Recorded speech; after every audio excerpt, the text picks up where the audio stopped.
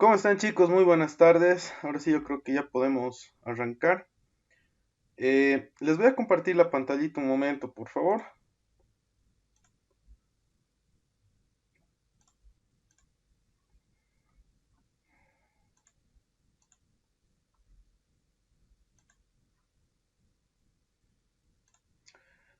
Ahí está. Por una parte, en la plataforma, no se olviden, por favor, hay una actividad que tienen hasta el día de, hasta el día de hoy a la medianoche, ¿no? No se van a olvidar hacer el envío. Por otra parte, les he habilitado una actividad más que corresponde a un pequeño cuestionario, ¿no? En base a lo que hemos visto al principio, ¿no? El capítulo de introducción, el tema de las 5 S japonesas y lo que es clasificación de mantenimiento, ¿ya? Es un cuestionario bastante cortito que prácticamente se va a habilitar desde el día de mañana y va a estar habilitado todo el día, ¿ya? Desde las 0 horas del día viernes hasta la medianoche, ¿ya? Una vez que ingresen al cuestionario van a tener 10 preguntas, entre las cuales tienen preguntas de falso verdadero, tienen preguntas de selección múltiple, ¿ya? Solo que una vez que ingresen al cuestionario, así como les decía, pueden ingresar en cualquier hora del día hasta la medianoche. Pero una vez que ingresen al cuestionario tienen 20 minutos para responder las 10 preguntas, ¿ya? Por otra parte, tienen 20 minutos para responder estas 10 preguntas. Inmediatamente el sistema les va a botar ya una calificación. Tienen dos intentos. ¿Qué quiere decir eso? Si tal vez no les ha ido muy bien en el primer intento, van a tener un segundo intento, ¿ya? Y la nota que saquen de los dos intentos se va a promediar, ¿ya? Entonces, esta actividad más, miren, no se van a olvidar, por favor, hasta el día de mañana, bueno, el día de mañana, como les decía, se va a habilitar y ustedes van a poder ingresar ya para responder, ¿sí? No sé si tienen alguna duda, alguna consulta hasta acá. Y la segunda actividad, Inge, ¿cómo es? La segunda actividad es una que hemos planteado la anterior clase, ¿no? Que tienen la entrega hasta el día de hoy. Esto es lo que hemos visto en la anterior sesión. ¿No participaste en la clase? Eh,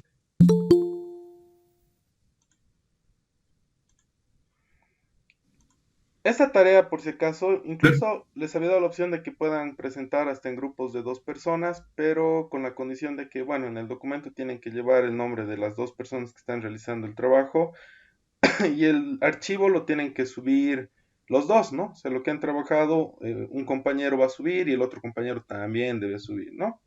Entonces, esto, por ejemplo, la fecha de entrega está hasta hoy día a la medianoche, ¿no? Es en base a lo que hemos trabajado la anterior clase que correspondía al análisis de modos de fallos y efectos y al diagrama de Ishikawa. Esa era la tarea, compañero. Listo, Inge, gracias. Pues sí. Entonces, por favor, no se van a olvidar, tienen acá arriba ya habilitado un pequeño cuestionario, que es de esos temas que les comentaba, ¿no? De las 5 S japonesas. En realidad, no solamente son las 5 S japonesas, sino también entra el tema de clasificación del mantenimiento. ¿Ya? Entonces, esto nuevamente va a estar habilitado desde el día de mañana durante todo el día y una vez que ingresen al cuestionario tienen 20 minutos para responder, son 10 preguntitas de selección múltiple, falso, verdadero y tienen dos intentos, ¿sí? Tienen dos intentos para poder responder y esos dos intentos se va a promediar, ¿ya? ¿Está bien chicos? ¿Alguna duda, alguna pregunta?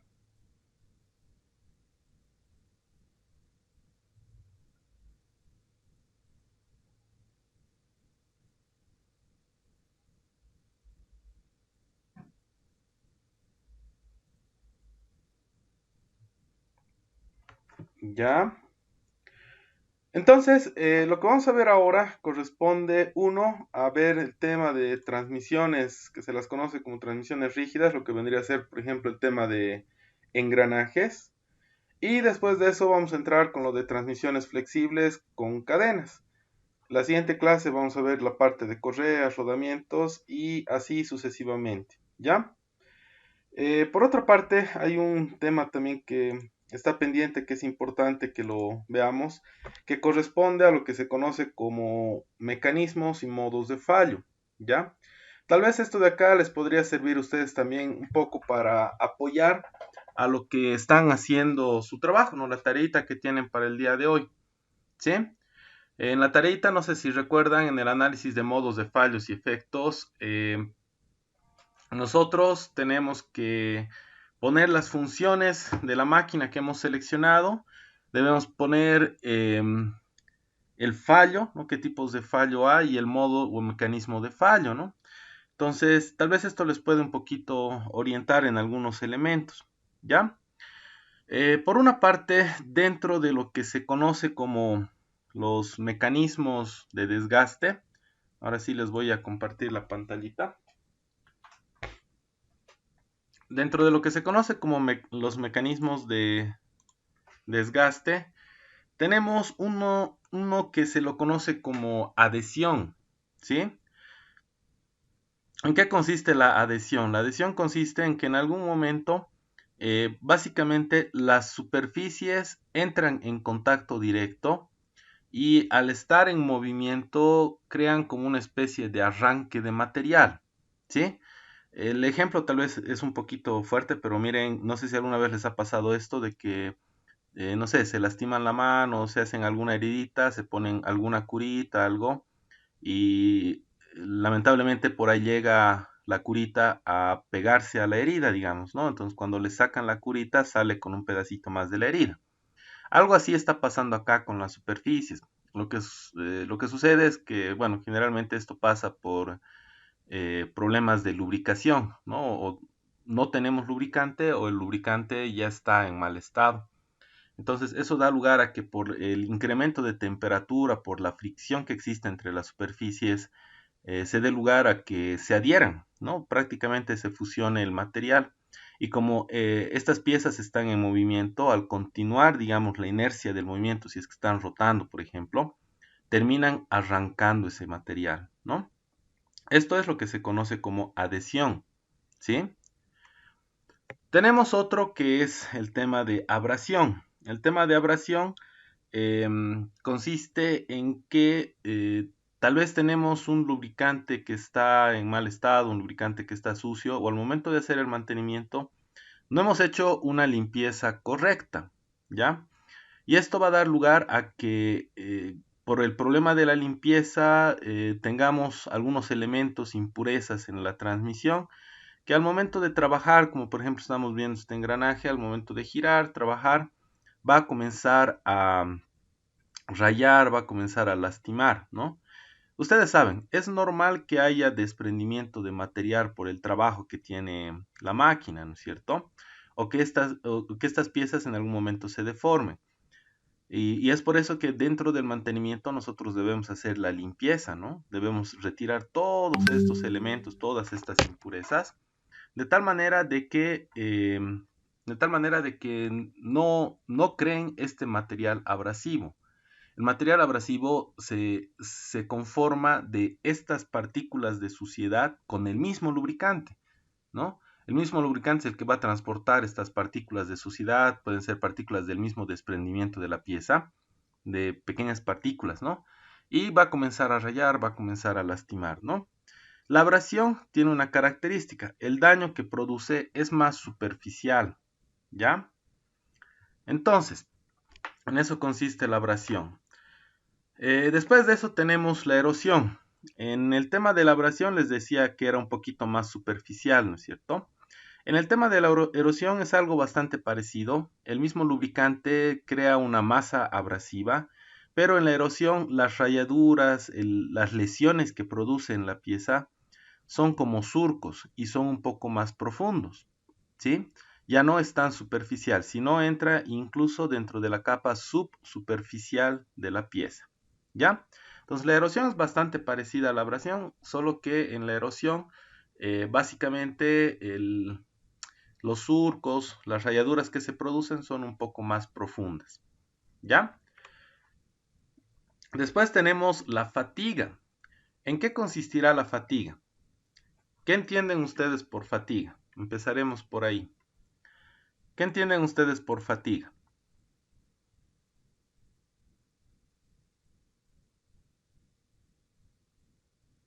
Exceso de esfuerzos o de tensiones en los equipos. Ya, por ahí estamos hablando de cargas, ¿no? Exceso de tensiones, estamos hablando de cargas. ¿Alguien más puede aportar algo? Esto de la fatiga. La otra pregunta es, ¿yo puedo evitar la fatiga en las piezas, en los elementos mecánicos? Lo que ha dicho el compañero hace un momento es correcto. O sea, en realidad, cuando hablamos de fatiga, hablamos de tensiones, hablamos de cargas. Por aquí Juan nos está comentando y nos dice que sí, efectivamente se puede evitar la fatiga. ¿Alguien más que tenga algún comentario sobre eso?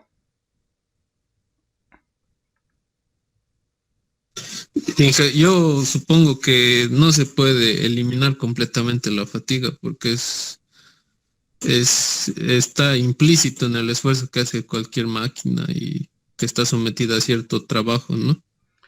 Muchas gracias, Miguel. Lo otro que estás mencionando es correcto también. O sea, en realidad la fatiga no se puede evitar. Se evitaría en el caso de que la pieza no trabaje, no se someta a ninguna carga. Pero si la pieza no se somete a ninguna carga, quiere decir que no está funcionando la máquina, ¿no? Entonces, es inevitable, o sea, lamentablemente la fatiga no puede desaparecer. Sí se puede tomar en consideración cuando hablamos del diseño de estas piezas, pero no así con el tema de que así como tal la fatiga desaparezca, debido a que la fatiga aparece por el tema de las cargas, ¿ya? Entonces, de esta manera, miren, estamos diciendo que la fatiga es inevitable, que la fatiga es debido a las cargas, ¿no? Solo que cuando no hacemos un buen diseño, esta fatiga puede afectar de forma prematura a nuestro diseño, ¿no? Puede afectar de forma prematura. ¿Qué quiere decir eso? Va a fallar antes de lo que debería haber fallado, ¿no? Ustedes saben que todas las piezas tienen un tiempo de vida útil, no son permanentes. Lo que sí hacemos es tratar de que no tengan un desgaste o fallos de forma prematura, de forma anticipada, ¿no? Entonces, en el caso de la fatiga, miren, es bastante interesante porque, así como decíamos, no se puede evitar porque se debe a las cargas que están presentes a las cargas que están presentes en el sistema, ¿no? En la máquina, en donde esté la pieza. Y hay un indicador de la presencia de una fatiga prematura, que es el tema de encontrar pequeñas fisuras. Lo que estamos viendo acá ya es un efecto crítico, ¿no? Ya es algo que ya ha pasado. Estas fisuras se han vuelto posteriormente en una fractura, ¿no? Entonces la fatiga, debido a las cargas, ¿qué es lo que hace? Puede llegar a fisurar la pieza y posteriormente a fracturarla, ¿ya? El tema de la corrosión. El tema de la corrosión en muchos casos puede aparecer por el tema de falta de lubricación, ¿sí? En muchos casos, miren, el lubricante tiene un objetivo bastante importante, ¿no? Tiene propiedades anticorrosivas por una parte y demulsificantes por otra. ¿Qué es esto de los demulsificantes? Los demulsificantes son elementos de aditivos que se incorporan al lubricante para que elimine el agua del sistema, ¿sí? Por el tema de humedad, perdón, condensación de la misma humedad dentro del sistema de transmisión, puede llegar a formarse pequeñas gotitas de agua, ¿no? Entonces estas gotitas de agua en realidad no se mezclan de forma directa con el lubricante, pero pueden llegar a tener contacto con distintos sectores de las piezas. Entonces, eso sí podría llegar a crear efectos de corrosión, ¿no? Entonces, el lubricante juega un rol muy importante en esta parte para evitar el tema de la corrosión, ¿sí?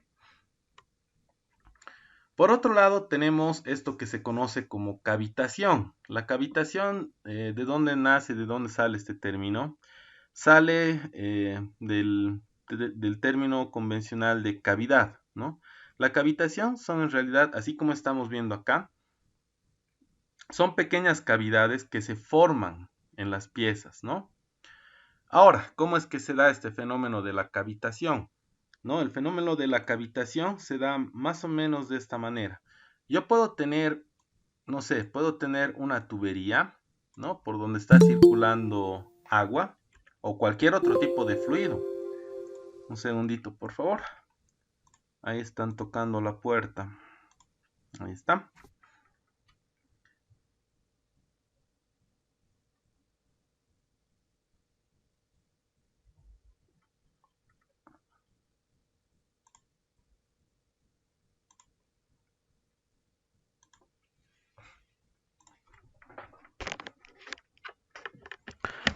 Les estaba comentando, ¿no? Entonces, nosotros podemos tener una tubería como la que estoy tratando de dibujar en este momento, por donde está circulando algún tipo de fluido, ¿no?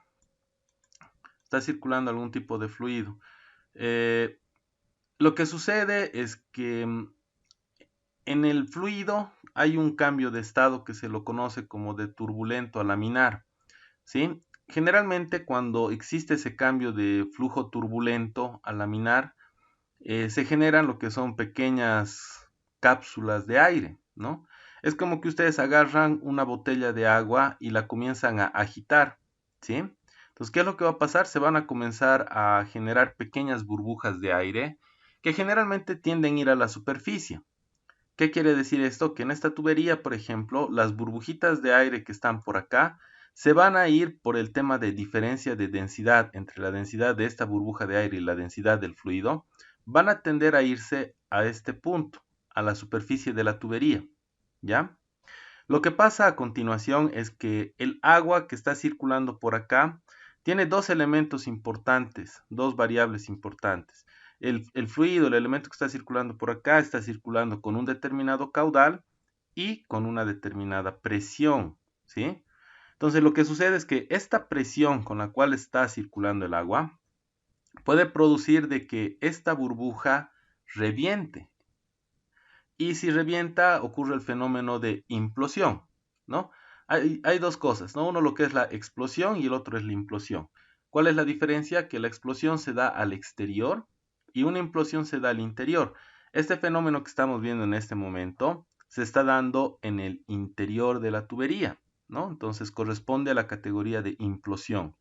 Esto va a agarrar, va a hacer una implosión y posteriormente va a crear una pequeña cavidad, ¿no?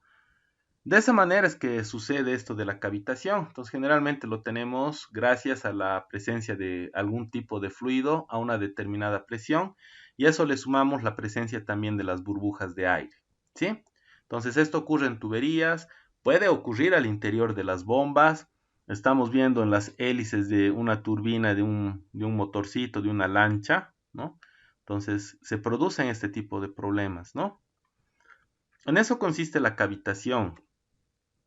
Por otra parte, tenemos el ludimiento. El ludimiento es un fenómeno bastante interesante que generalmente se da por un mal ajuste, ¿ya? ¿Qué es lo que ocurre? Inicialmente, estos orificios que estamos viendo acá son para elementos de fijación, pero miren, están ya no con una forma circular, ¿no es cierto? No sé si se llega a ver, miren, ya no tienen una forma circular. Más bien tienen todo lo contrario, ¿no? Tienen como una especie de forma ya de huevo o un agujero que se lo conoce como ensanchado, ¿no? ¿Qué quiere decir esto? O sea, por el mal ajuste que tenía esto ha comenzado a vibrar, ha comenzado a tratar de salirse de su posición cuando la máquina ha comenzado a trabajar, de tal manera de que las mismas cargas, las mismas tensiones han comenzado a hacer de que se comience a deformar el agujero, el orificio, ¿no? Eso es lo que se conoce como ludimiento, ¿no? Generalmente aparece por la presencia del exceso de vibraciones. Si nosotros no ajustamos bien las piezas de la máquina, estas van a comenzar a vibrar. y al momento de vibrar, perdón, pueden ocasionar este tipo de deformaciones en los puntos de fijación. Y en algunos casos incluso pueden incurrir ya en fisuras y fracturas de la pieza, ¿no? Debido a que esto de acá ya se ha debilitado tanto que, bueno, posteriormente se va a fisurar y se va a fracturar. ¿Ya? Eso es lo que se conoce como ludimiento. El fretting, hemos hablado de la abrasión, hemos hablado de este otro elemento que era, si no estoy mal, la erosión, ¿no? Hemos hablado de la abrasión, de la erosión, y ahora estamos viendo el fretting. El fretting es algo parecido a la erosión, algo parecido a la abrasión, pero ya no van a una capa superficial o subsuperficial, ¿no? Como habíamos visto en la abrasión y en la erosión, sino llegan a un nivel un poco más profundo, ¿ya? Después de eso tenemos el tema de las categorías de desgaste, ¿no? Les estaba hablando hace un momento, ¿no? Hay algunos elementos, algunas situaciones que pueden afectar la superficie de la pieza, otras que pueden afectar la capa subsuperficial y otros que pueden ir un poco más adentro, ¿no? Se le considera, por ejemplo, un desgaste normal, podría ser al tema de abrasión, que produzca este tipo de rayaduras, ¿no? Aquí no sé si se llega a ver bien. Tenemos rayaduras, ¿sí? Pero esto, ¿qué está afectando? En realidad está afectando solamente la parte superficial, ¿no? El fretting, el tema de erosión, ¿no? Como estamos viendo, por ejemplo, en este caso, nos está mostrando, nos está mostrando un tipo de desgaste que se lo conoce como desgaste severo, ¿no? Entonces, el desgaste normal se considera normal cuando la pieza tiene lastimada solamente la parte de la superficie, ¿no? Y es un desgaste severo cuando estamos entrando a la parte subsuperficial o podría ser incluso un poco más adentro, ¿sí?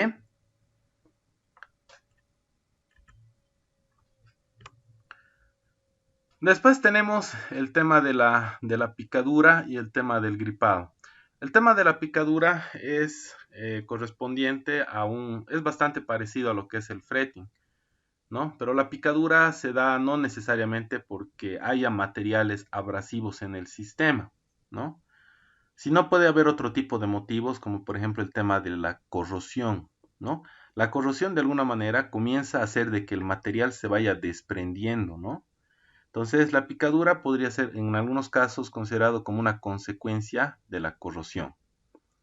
Cuando hablamos del gripado, habíamos hablado hace un momento de la adhesión, ¿no? No sé si alguna vez han escuchado este término que se lo conoce como gripado. No sé si alguna vez han oído hablar de esto. ¿Qué será el gripado?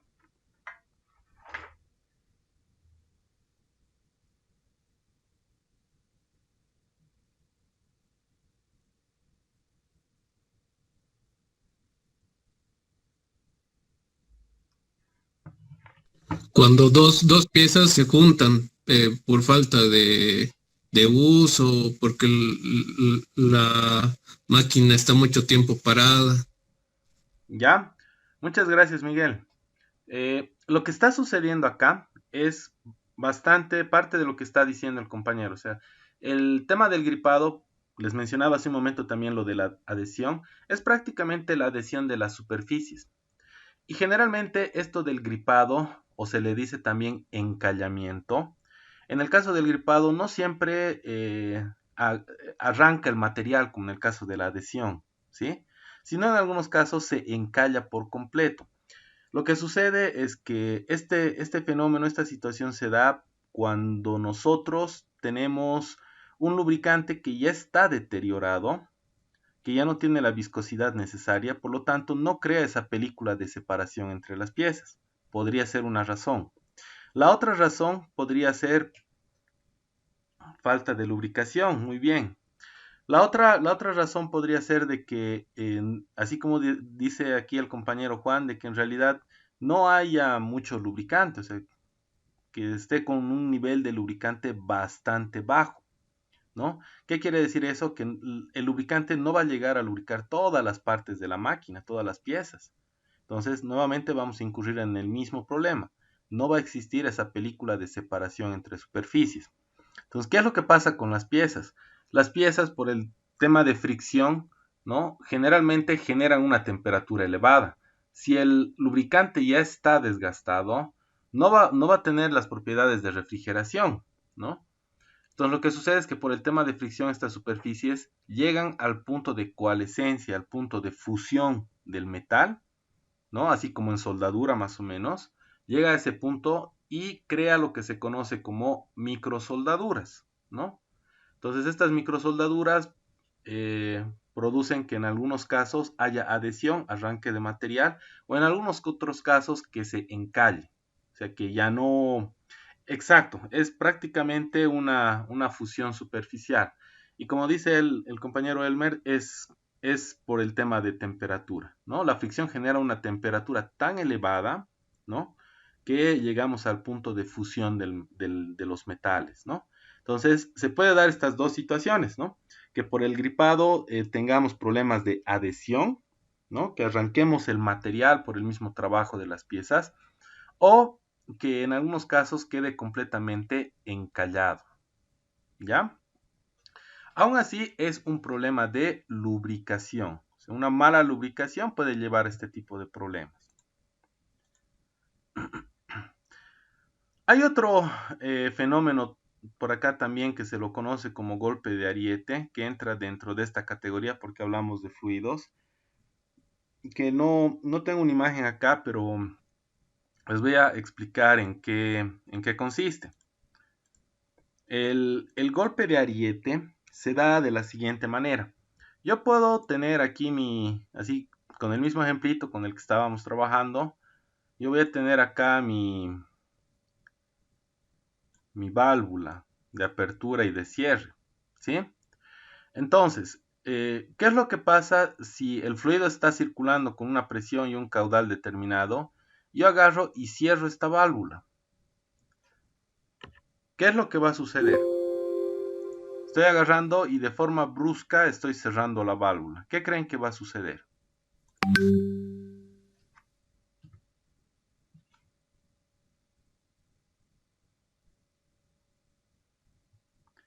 ¿Qué creen que sucedería, chicos?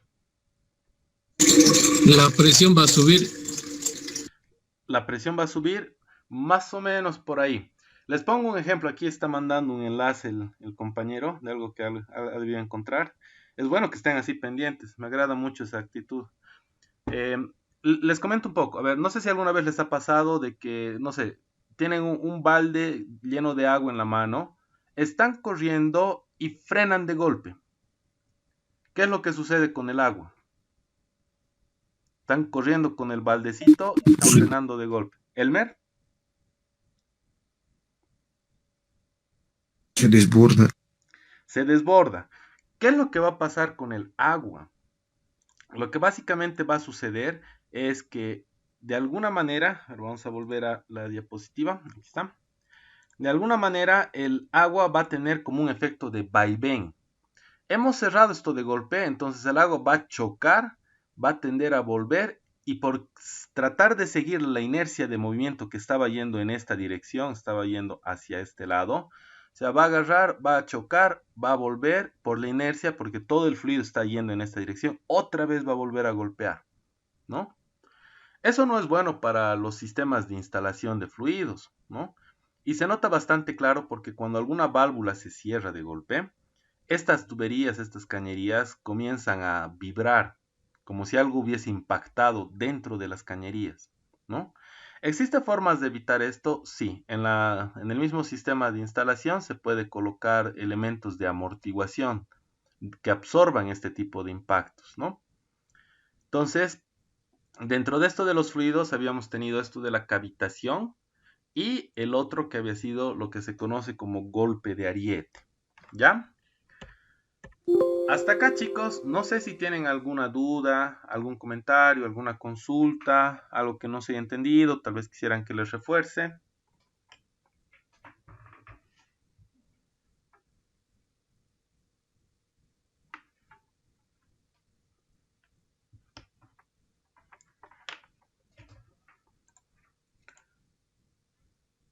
Está todo bigote, dice Eric. Y Jimmy también. Ya, está bien, chicos. Gracias. Entonces, esto de los mecanismos y modos de falla, igual se los voy a poner en la plataforma, ¿no? Como material de apoyo. Y vamos a ver ahora esto de las transmisiones rígidas. Entonces, aquí está. Para empezar, con esto de las transmisiones rígidas, directamente nos referimos a los elementos de transmisión que se los conoce como engranajes. Estos elementos que se les conoce como engranajes entran dentro de esta categoría, porque la siguiente categoría son transmisiones flexibles. Para transmisiones flexibles nosotros hablamos de sistemas de transmisión como ser cadenas y correas. En este caso, para esta transmisión que es rígida, que estamos hablando de engranajes, ¿cuál es el concepto que ustedes tienen de engranaje? ¿Qué será un engranaje?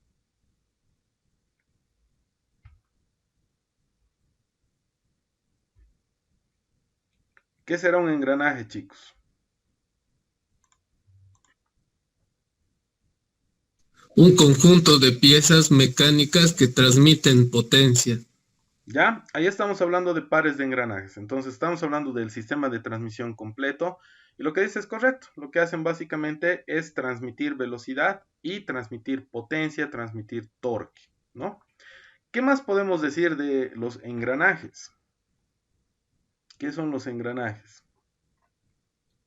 Hemos hablado ahorita de las funciones. Lo otro sería hablar de las formas, ¿no?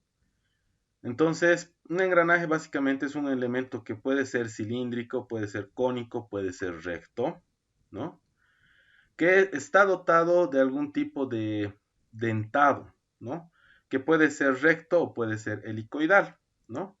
Y que permite transmitir, ahí es donde entra lo que estaban comentando hace un momento, el tema de velocidad, potencia, torque y movimiento.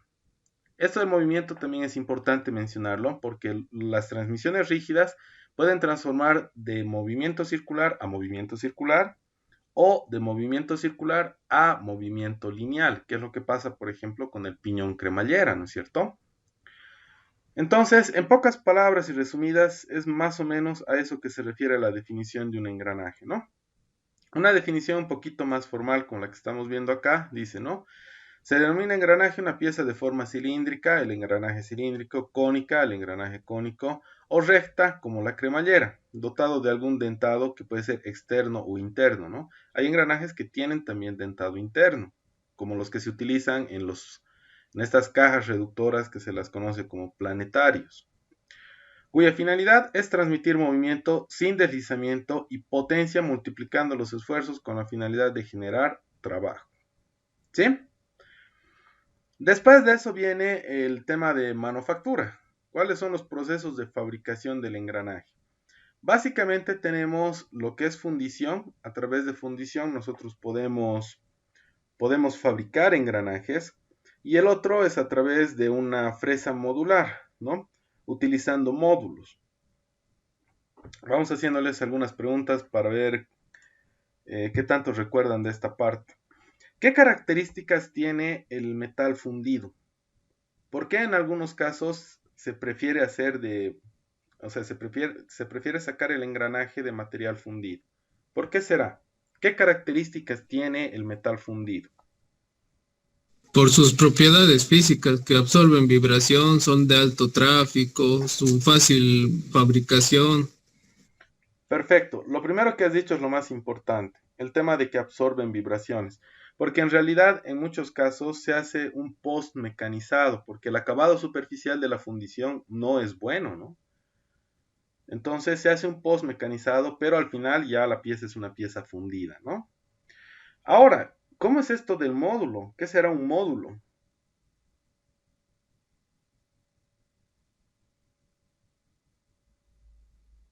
¿Qué será el módulo?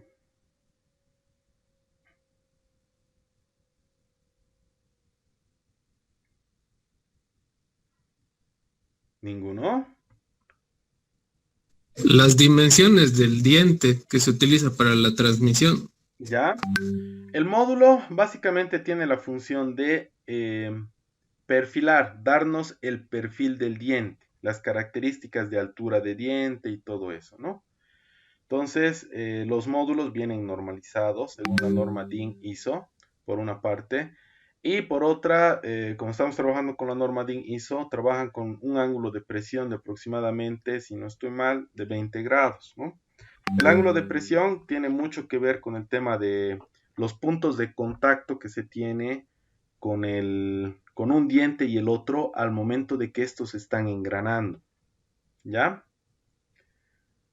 Hasta acá, no sé si tienen alguna duda, alguna consulta, alguna pregunta, ¿ya? Está claro hasta acá, ¿no? Eh, Otros elementos que nosotros debemos tomar en consideración, ¿no? Son algunas propiedades. Una de ellas es el tema de la relación de transmisión. Como los engranajes trabajan por contacto, esta relación de transmisión es constante, lo que en algunos casos, por ejemplo, no sucede con una correa trapezoidal. La correa trapezoidal no trabaja por, bueno, se hace contacto, pero el principio de trabajo es por fricción. Entonces, en algunos casos podría llegar a deslizarse o, como quien dice, patinar la polea con respecto a la correa. Entonces, si ocurre eso, en algún momento la relación de transmisión ya no es constante, ¿sí? Ya no es una transmisión con relación de transmisión constante. Entonces, prácticamente una ventaja que llegaría a ser de esto de los engranajes es que la relación de transmisión es constante. ¿Qué es la relación de transmisión? ¿Qué será la relación de transmisión?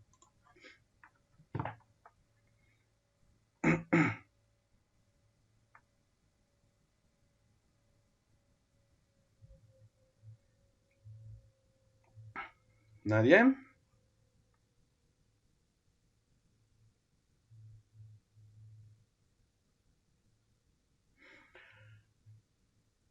Básicamente, la relación de transmisión es lo que nos permite hacer una comparación entre lo que está entrando y lo que está saliendo. Nosotros tenemos, por ejemplo, en el tema de pares de engranajes, un piñón y una corona. Generalmente hablamos de reducción cuando el piñón es el que es el elemento de entrada y la corona se vuelve el elemento de salida.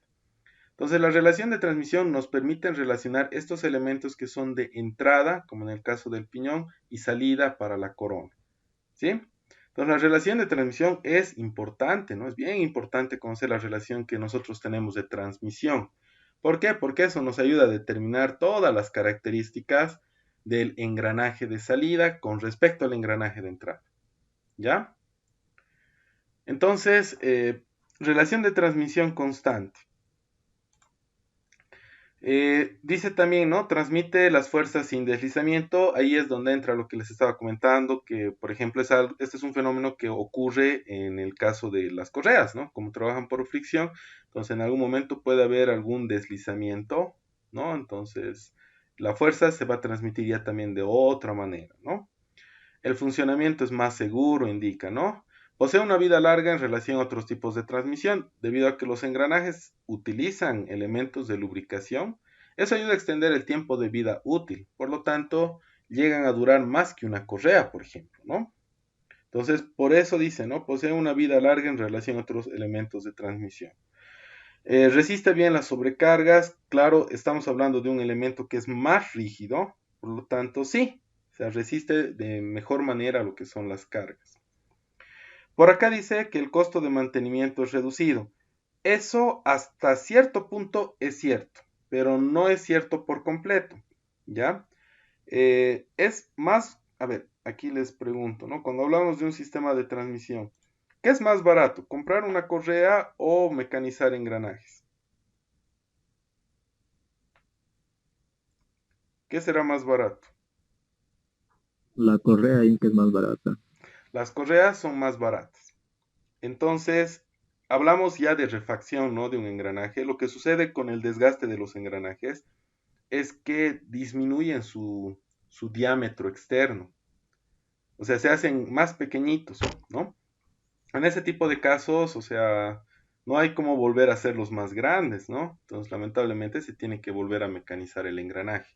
No es frecuente que suceda eso, ¿no? O sea, ocurre después de mucho tiempo de uso. pero ocurre. Y al momento de, si nosotros comparamos mecanizar un engranaje o comprar una correa, el mecanizado siempre es un poco más caro, ¿no? Entonces, hasta cierto punto, así como les decía, es correcto esto que estamos viendo aquí. El costo de mantenimiento es reducido. Por otra parte, no se olviden de que aquí nosotros hablamos de lubricante, por lo tanto hablamos de relubricación, ¿no? Entonces, el lubricante también tiene un costo, ¿no? Entonces, hasta cierto punto, así nuevamente les comentaba, hasta cierto punto sí es correcto de que el costo de mantenimiento es un poco más reducido, en algunos aspectos, pero no en todos. Dice que posee un buen rendimiento y eso se debe a que la relación de transmisión es constante, no tiene mucha pérdida, ¿ya? Después de eso nos indica, ¿no? El índice de ruido es mucho mayor con relación a otras transmisiones y es porque trabaja por contacto, ¿no? Por contacto directo. Entonces, de esa manera sí llega a generar un poco más de ruido, más vibraciones. Por otra parte, los elementos que nosotros debemos conocer de los engranajes básicamente radican en lo siguiente. El diámetro externo que va todo alrededor del engranaje, el diámetro primitivo y el diámetro interno. Tenemos la altura del diente, la altura del pie del diente. Ahora aquí para que se note un poquito más, vamos a ampliar acá. Todo lo que les decía, ¿no? Tenemos un diámetro interno, un diámetro primitivo y un diámetro externo. Tenemos una altura de diente, el pie del diente y la cabeza del diente. Tenemos por otra parte el tema de distancia de centros. Tenemos el tema de número de dientes que tiene que tener el engranaje. Y tenemos lo que se conoce como paso circular, ¿no? Paso circular es la distancia de separación entre este punto y el siguiente diente. Por otra parte, hay un elemento también que es importante reconocerlo, que es este de acá, que es el ángulo de contacto, que les estaba mencionando hace un momento, ¿no? ¿Cómo se genera esto del ángulo de contacto? El ángulo de contacto se genera a través de una línea horizontal, que se vuelve una línea de referencia, y los puntos de contacto.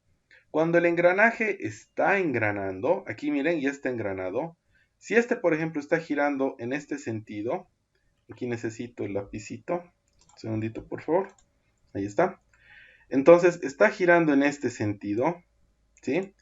Hay un punto en el cual este diente va a impulsar, va a empujar a este diente. Es cuando recién empieza a tener contacto. Entonces, por aquí va a comenzar a tener contacto con este diente. Y por aquí, miren, se va a comenzar a liberar del anterior diente. Esos dos puntos de contacto, si nosotros los unimos, todo Wistu como mi vida está linda, formamos esta recta. Esta recta en conjunto con la línea horizontal crean lo que es el ángulo de presión, que les decía que generalmente por la norma es de 20 grados, ¿no? Antes se manejaba con un valor de 12.5, pero les digo antes cuando se utilizaba no el módulo, sino el paso diametral o también se lo conocía como diametral pitch, ¿ya? Entonces, es importante que ustedes conozcan estos valores porque, ¿qué es lo que sucedería, por ejemplo? Aquí yo les hago una preguntita. ¿Qué es lo que sucedería si ustedes, por ejemplo, sacan el engranaje, pero está tan desgastado que no se nota el diámetro externo, por lo tanto tampoco saben el diámetro primitivo ni el diámetro interno? ¿Qué harían ustedes para mecanizar?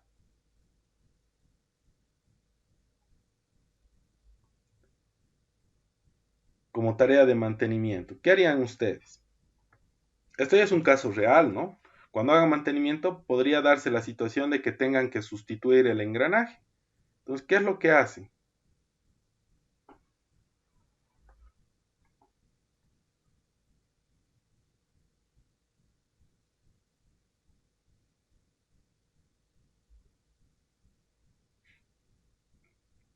Ya, por aquí Jimmy dice, ¿no? Contar el número de dientes y saber el módulo. Perfecto, ¿no? Vamos a contar el número de dientes y vamos a saber el módulo. Después de eso, ¿qué más? ¿Será importante saber la distancia de centros? es importante, ¿no? Si no, ¿cómo vamos a terminar de determinar el resto de los valores? O sea, el resto de los valores me refiero a el diámetro, los diámetros. ¿Cómo voy a saber los diámetros si no sé distancia de centros? ¿Sí? Entonces, de alguna manera esto que les estoy mostrando, si bien son datos de dimensión, ¿no? Es importante conocerlos, ¿no? Incluso la parte de cálculo, ¿no? Lo que ustedes han aprendido a hacer tal vez en la materia de elementos de máquinas el anterior semestre cuando aún eran jóvenes.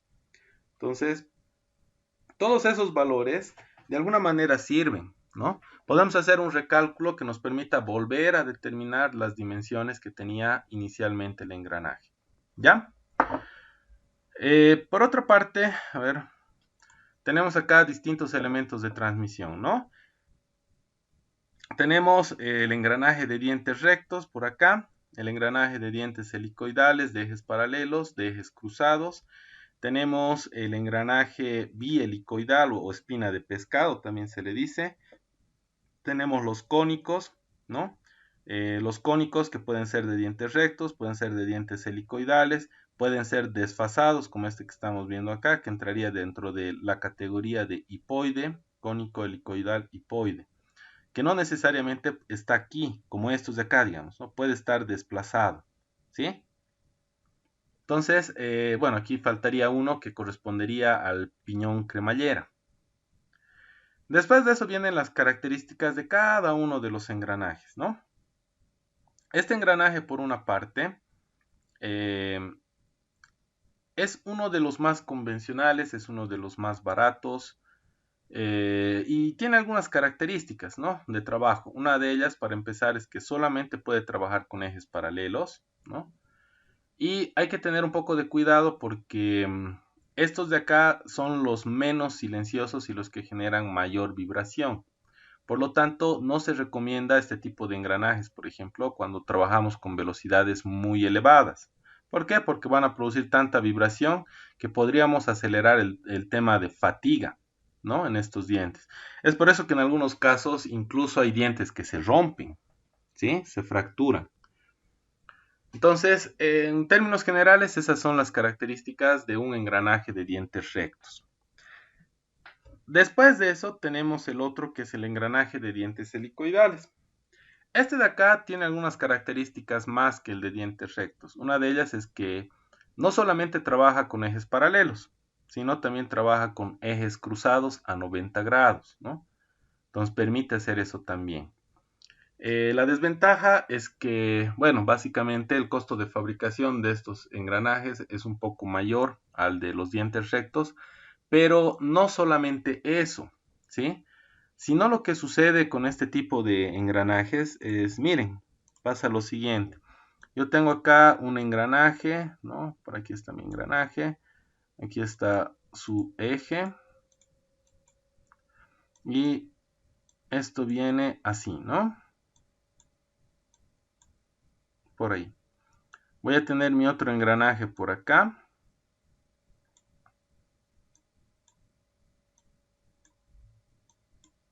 Este igual va a tener su eje. Y lo que sucede es lo siguiente, ¿no? Les decía, una de las desventajas es el tema de fabricación y la otra es que debido a que estos dientes tienen ese grado de inclinación, aparece una fuerza que no es buena para el sistema, ¿sí? Que viene en este sentido, que se lo conoce como fuerza axial, ¿sí?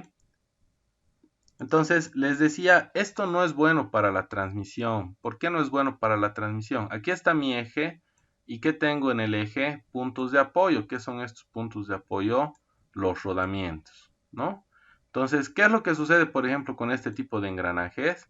Hay que ver de seleccionar un rodamiento adecuado. ¿Por qué? Porque eh, el, esto de la fuerza axial, ¿dónde va a repercutir más? En los puntos de apoyo, en los rodamientos. Entonces podríamos llegar a reducir, ¿no? Bastante, en un valor bastante grande, el tiempo, las horas de funcionamiento, el tiempo de vida útil que tiene generalmente un rodamiento, ¿sí? Entonces, esa es una de las desventajas más grandes que tiene este tipo de engranajes. Por otra parte, miren, el engranaje de dientes rectos habíamos dicho de que no trabaja con velocidades muy elevadas, ¿no? No es lo ideal para el engranaje de dientes rectos. Pero este de acá, que es el engranaje helicoidal, sí sirve para trabajar con velocidades mucho más elevadas. ¿Por qué? Porque no genera tanto ruido, tanta vibración como lo hace el engranaje de dientes rectos. ¿Ya? Hasta acá, no sé si tienen alguna duda, alguna consulta, alguna preguntita, algo que quisieran reforzar tal vez.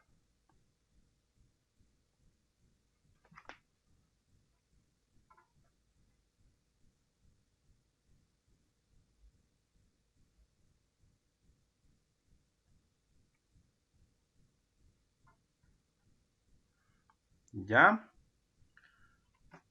Continuamos. Después de esto viene el otro engranaje que se lo conoce como vía helicoidal o espina de pescado. ¿Ya? La característica que tiene este engranaje es, uno, el costo de fabricación es elevadísimo. ¿Por qué? Porque el tema de precisión en la fabricación es bastante elevado. Y es bastante elevado debido a que en el mismo engranaje tenemos que crear como un efecto de espejo. Lo que se está creando, los dientes que se están generando de este lado, tienen que estar exactamente iguales a estos de acá. Entonces, la precisión de fabricación es bastante elevada, ¿no? Hay que controlar mucho. Por otra parte, miren, este reúne todas las virtudes que tiene el engranaje helicoidal. O sea, trabaja con velocidades elevadas, trabaja con elevadas cargas, es más silencioso, ¿no? Y aparte de eso, bueno, la desventaja más, o perdón, la ventaja más grande sería de que al ser bielicoidal, miren, esto lo vamos a poner de esta manera, al ser bielicoidal y haciendo ese efecto de espejo que les decía, voy a tener una fuerza axial en este sentido, y como esta mitad es parecida a esta mitad, voy a generar otra fuerza axial en este otro sentido con el mismo valor. Lo que quiere decir que aquí estas fuerzas axiales se están anulando. Entonces ya no voy a tener ese problema que les estaba mencionando en los puntos de apoyo, en los rodamientos, que generalmente estos tienen cuando trabajan con engranajes helicoidales. ¿Sí? Entonces tiene esa ventaja. La desventaja más grande nuevamente se considera el tema de costo, ¿no? El costo que es muy elevado en cuanto a su fabricación. Después de eso tenemos lo que es el piñón cremallera, ¿no? En el caso del piñón cremallera tiene una ventaja sobre el resto, ¿no? Y es el único que hace esto, que es la transformación de movimiento. Todos los engranajes que hemos visto hasta ahora básicamente trabajan de entrada con movimiento circular y de salida con movimiento circular. En este otro caso tenemos de entrada movimiento circular, pero a la salida estamos transformando el movimiento circular en movimiento lineal. ¿Ya? Después de eso tenemos el sinfín corona, ¿no? El sinfín corona tiene una característica muy importante. Por una parte, no se nota mucho, pero en realidad ambos, tanto el tornillo como la corona, entran dentro de la categoría de engranajes helicoidales. ¿Por qué? Porque tienen cierto grado de inclinación. ¿Ya?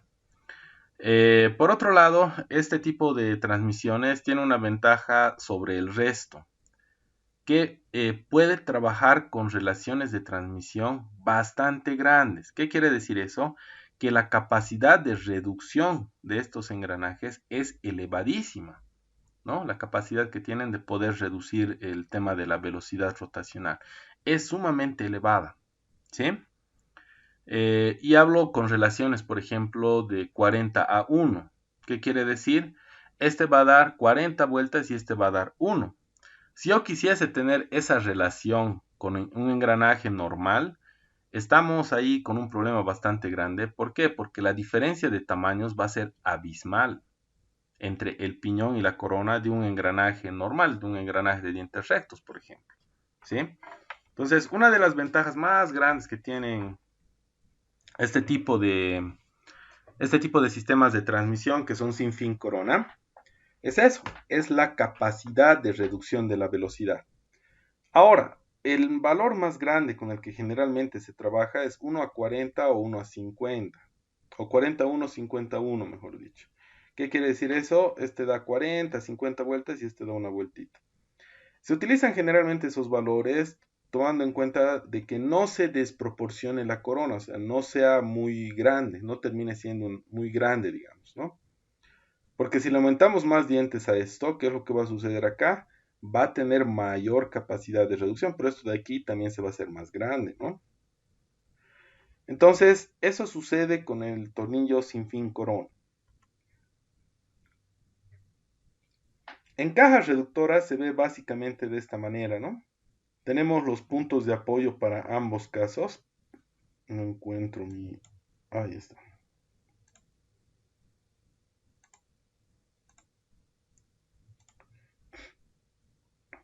Ambos elementos tienen sus puntos de apoyo, ¿no? Tiene sus rodamientos de este lado, rodamientos de este lado.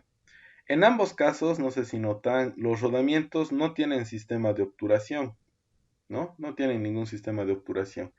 Y eso se debe a que la caja reductora tiene un cárter donde hay hasta cierto punto el aceite.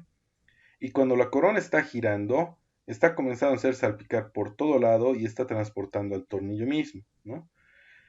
La corona al momento de trabajar y el tornillo están haciendo de que el lubricante se reparta por todas partes dentro de la caja e incluso a los rodamientos, ¿no? Entonces por eso que estos rodamientos vienen sin tapa, ¿no? Sin sistema de obturación.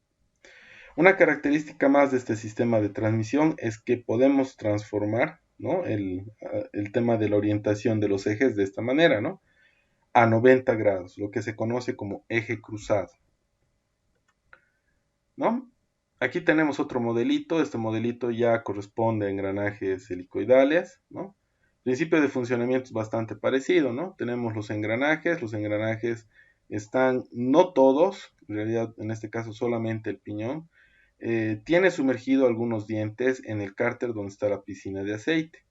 Entonces al momento de girar el piñón le va a transmitir a la corona y van a comenzar, igual que en el anterior caso, a salpicar por todas partes el lubricante. ¿Ya?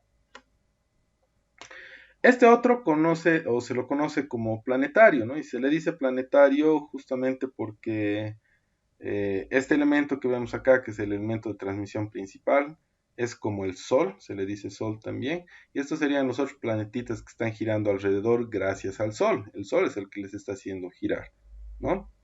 Generalmente estas cajas reductoras, los planetarios, tienen una virtud parecida al sinfín corona. Tienen una relación de transmisión, se pueden llegar a reducir la velocidad bastante, ¿sí? Pero tiene una ventaja del planetario que básicamente el sinfín corona no tiene, que es el tema de la carga. En el caso del planetario es proporcional. Reduzco la velocidad y aumento la capacidad de carga, ¿no? Entonces tiene ese tipo de características.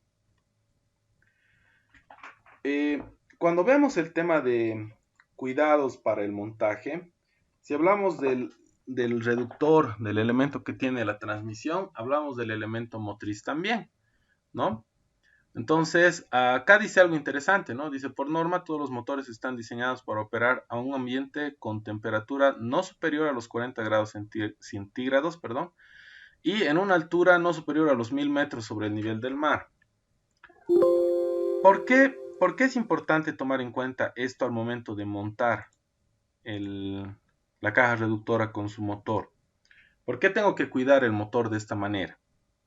Dice, los motores están diseñados para que trabajen a 1000 metros sobre el nivel del mar y a 40 grados centígrados. ¿Por qué debo tomar en cuenta ese dato? ¿Y qué es lo que sucede si no lo tomo en cuenta?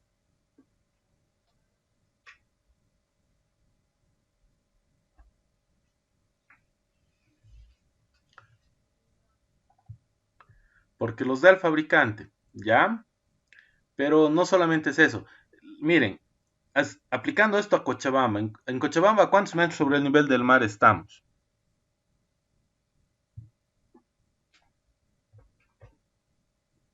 Vamos a ver qué tan buenos cochalos son. ¿A cuántos metros sobre el nivel del mar nos encontramos aquí en Cochabamba?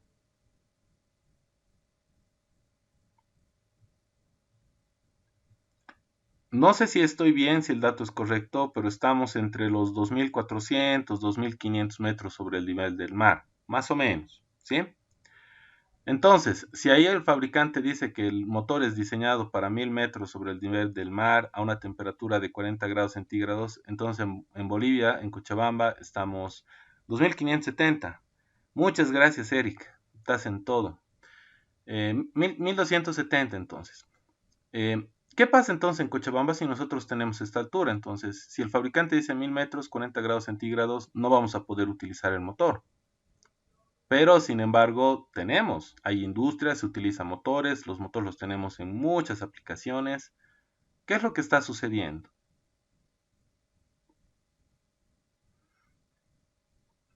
Lo que sucede es lo siguiente, chicos. La altura afecta, ¿por qué? Cuando estamos a mayor altura, ¿qué es lo que no hay? ¿Por qué la gente del oriente, los cambitas, por ejemplo, Oxígeno. Oxígeno, decían, perdón? A ver. oxígeno. El oxígeno. Oxígeno, perfecto. ¿No? Entonces les decía, ¿no? ¿Qué pasa si alguien del oriente viene acá o se va a La Paz? En La Paz están a mayor altura. Les falta el aire, ¿no? Les falta oxigenación. Ahora, falta de aire, falta de oxigenación. ¿En qué afecta esto al motor?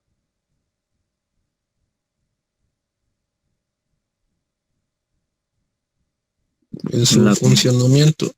En el funcionamiento, perfecto. Pero ¿en qué parte del funcionamiento? y esa combustión quizás, ¿En la qué? y esa combustión al motor quizás, porque no hay oxígeno, todo eso. Combustión no tanto. No estamos hablando de un motor estacionario, digamos, ¿no? Un motor que trabaje con combustible. Estamos hablando de un motor eléctrico. ¿Qué es lo que sucede? El motor, por ejemplo, si alguna vez se han fijado estos motorcitos, tiene más o menos esta contextura. A ver, lo vamos a poner acá. Viene más o menos así. Entonces, aquí está mi plumita. Aquí está mi motor, ¿no? Acá tiene como unas aletas a los costados, el motorcito. En esta parte de acá atrás tiene una tapa y tiene un ventilador, ¿no? Y el ventilador está girando. Si no hay mucha circulación de aire, o sea, lo que hace esto es, estas paletitas sirven para disipar la temperatura y aparte de eso, para que al momento de que gire el ventilador, no solamente refrigere al interior el motor, sino también se distribuye el aire por aquí y refrigere también estas partes del motor. Entonces, ¿qué pasa si no tenemos mucho oxígeno, si no tenemos mucho aire? ¿Qué es lo que va a suceder?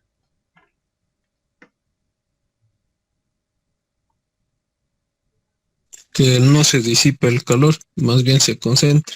Perfecto, muchas gracias. Vamos a tener exactamente ese problema, de que no vamos a tener una refrigeración adecuada. Lo que quiere decir que si nosotros vamos a agarrar y vamos a subir a determinada altura y vamos a hacer funcionar el motor va a sobrecalentar. Si el motor va a sobrecalentar, los devanados, las bobinas que tiene adentro, que tienen un barniz de protección, van a perder ese barniz y van a entrar en cortocircuito y se va a quemar el motor. Eso es lo que va a suceder. Entonces ustedes dirán, pero entonces, ¿cómo trabajan las empresas? Utilizan un elemento que se lo conoce como factor de derrateo. El factor de derrateo nos ayuda a compensar. ¿Qué quiere decir eso? Nosotros debemos sobredimensionar. Si por ejemplo yo estoy trabajando, no sé, tengo la necesidad de trabajar con un HP, yo debo como nominal, o sea, cargas nominales, ¿no? Necesito un HP, yo le voy a tener que poner por lo menos 2 HPs, voy a sobredimensionar, cosa de que no llegue a su carga nominal nunca y no caliente. Ahí es donde entra esto que se conoce como factor de derrateo, ¿no? Entonces, la altura se había tomado en cuenta, ¿no? En los motores, ¿no? Y esa es la razón. Y acá nos va explicando, ¿no? Dice la instalación. Un segundito, voy a volver a poner el puntero. Dice, ¿no? La instalación en cualquier ambiente por encima de estas condiciones hará que el motor deba ser operado a una carga nominal menor. O que nosotros agarremos y sobredimensionemos el motor. Esto sucede porque las propiedades refrigerantes disminuyen, ¿no? La vida útil del motor está principalmente en las bobinas, en el devanado, ¿no? Si la refrigeración es insuficiente, el devanado se debilita y sufre daños. Ahí es donde entra lo que les decía. El barniz se desgasta, prácticamente es como si se estuviese derritiendo, se está perdiendo esa protección y entran en contacto los alambres, entonces ahí es donde se da el cortocircuito, ¿no? Y se quema el motor. Dentro de las formas de lubricación para estos sistemas de transmisión, por una parte tenemos esto que dice por salpique. ¿Qué es esto de por salpique? Tengo los sistemas de transmisión, así como estamos viendo acá, y este va a girar y va a arrastrar el lubricante y va a comenzar a salpicar por todos lados, ¿no? Y esa salpicadura va a llegar incluso hasta los rodamientos, ¿sí? Va a llegar también a los rodamientos. Entonces va a salpicar por todas partes y de esa manera todos los elementos dentro de esta caja van a estar lubricados, ¿ya? Este es uno de los métodos más convencionales. Ahora, ¿hasta dónde yo debo poner el lubricante? Es la pregunta más importante, porque si yo agarro y lleno todo el cárter hasta más allá del lubricante, o sea, le pongo mucho lubricante, corro el riesgo de ocasionar más que algo positivo de que es lubricar las piezas, algo negativo. Voy a sobrecargar al sistema de transmisión, ¿sí? ¿Por qué? Porque voy a de alguna manera con la cantidad de líquido con el que está trabajando a tratar de frenar el trabajo que tiene, entonces lo vamos a sobrecargar, ¿no? Entonces, la pregunta del millón, ¿hasta cuándo o hasta qué punto es recomendable poner el lubricante en este tipo de cajas reductoras?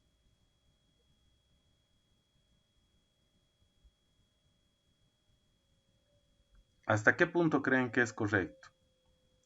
Algunos dirán lo que indica el fabricante, ¿no? El fabricante nos va a decir póngale 1 litro, póngale 2 litros, no sé.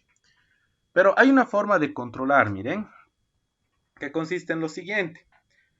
El engranaje debe tener por lo menos 3 dientes de contacto con el lubricante. Ustedes se preguntarán, pero acá el engranaje este que es el más grande está casi todo sumergido, ¿no? Pero no puedo tomar de referencia este. ¿Por qué? Porque si agarro y pongo hasta por acá el lubricante, que tenga contacto con los 3 dientes de este engranaje, este está bien. Con esos 3 dientes va a comenzar a arrastrar el lubricante, va a salpicar y va a derivar acá, a este otro engranaje. Pero al momento de dotarle de algo de lubricante a este engranaje, este de acá ya no va a tener tanta cantidad, entonces le va a salpicar mucha menos cantidad de lubricante al siguiente engranaje, ¿no? Ahora, si yo agarro y le pongo en el piñón, en este engranaje de acá, le pongo los 3 dientes, este va a estar súper sumergido y este también va a estar sumergido. Entonces entramos en el otro problema. Ya no sería lubricación insuficiente, sino sería sobrecarga. ¿Ya? Es por eso que estamos tomando en cuenta este engranaje de referencia. Este engranaje de referencia está sumergido hasta los 3 dientes. De esa manera yo garantizo, este de acá va a agarrar, va a arrastrar aceite, lubricante, va a salpicar por todas partes y va a hacer llegar lubricante acá, pero este por su cuenta también está arrastrando lubricante, ¿no? Y de esa manera estamos provocando de que a este otro engranaje le llegue la cantidad de lubricante necesaria y aparte de eso se termine de distribuir el lubricante en todo este sector, ¿sí? En eso consiste este sistema que se lo conoce por salpique. Tenemos el otro que es compresión. Este que trabaja con presión, básicamente tenemos una bomba hidráulica con un sistema de filtrado, enfriador, ¿no? Distintos elementos y que generalmente se utilizan en máquinas que son bastante robustas, ¿sí? ¿Por qué? Porque el salpique ya no es suficiente, tenemos la necesidad de lubricar de forma más seguida, entonces la bombita entra, esto de acá tiene distintos puntos con aspersores, donde comienza a botar el lubricante y a lubricar todas las partes, ¿no?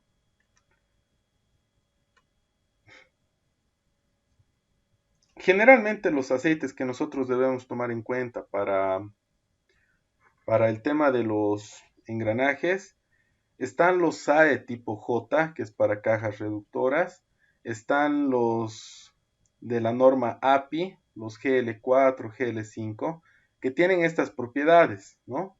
Tienen aceites inhibidos, estamos hablando de aceites que tienen aditivos, perdón, que tienen propiedades minerales que contienen elementos de antierrumpe, antioxidantes, antiespumantes, antidesgaste, aceites compuestos que se utilizan para cajas reductoras de engranajes de tornillos sin fin corona. Aquí entra, por ejemplo, el GL4 y el GL5 de la norma API, ese tipo de aceites. Aceites que tengan propiedades de extrema presión y en algunos casos se puede llegar a utilizar aceites sintéticos. No siempre se utiliza el sintético porque es caro, bastante caro. Generalmente se utiliza el aceite mineral. Hasta acá, no sé si tienen consultas, chicos. ¿Alguna consulta, alguna pregunta? Sus disipadores. ¿Ninguna? Ya. Perfecto, chicos. El tema de las transmisiones por cadenas, prefiero que lo veamos en conjunto con la de correas, entonces lo vamos a ver la siguiente sesión. El día de hoy no les estoy dejando ya ninguna actividad. Nuevamente, por favor, van a tomar en cuenta esas actividades, ¿no? La actividad 2 que la tienen que presentar hasta el día de hoy, ¿no? En la noche. Y este pequeño cuestionario que va a estar habilitado el día de mañana solamente durante todo el día, ¿ya? Una vez que entren al cuestionario van a tener 20 minutos para poder responder a sus preguntas. Muy bien, chicos, acá igual les voy a colgar estas dos diapositivas, el material de apoyo que hemos visto hoy día. No sé si tienen alguna duda, alguna consulta ya para terminar la sesión.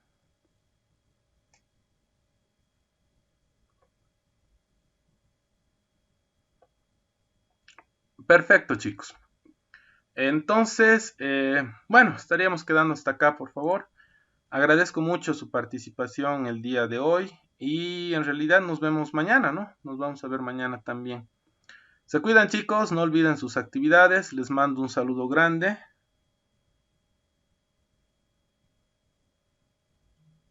Ay, ay, ay, ay, ay. Pucha, es que hay un montón de materias que me están pidiendo habilitar.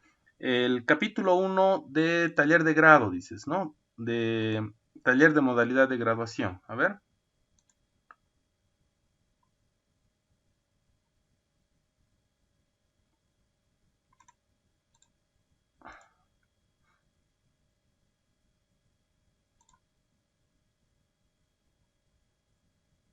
¿Dónde está? Solamente el 1. Brandon, solamente el 1. Ya. Entonces ahorita mismo lo vamos a habilitar. Esto era hasta el 5. ¿Habría problema si lo habilito hasta el día de hoy a la medianoche? Porque como para que lo suban nomás, ¿no? ¿No habría problema? ¿O quieren hasta mañana? Perfecto, ya, hasta hoy día entonces. Entonces, este lo vamos a mover hasta el 8.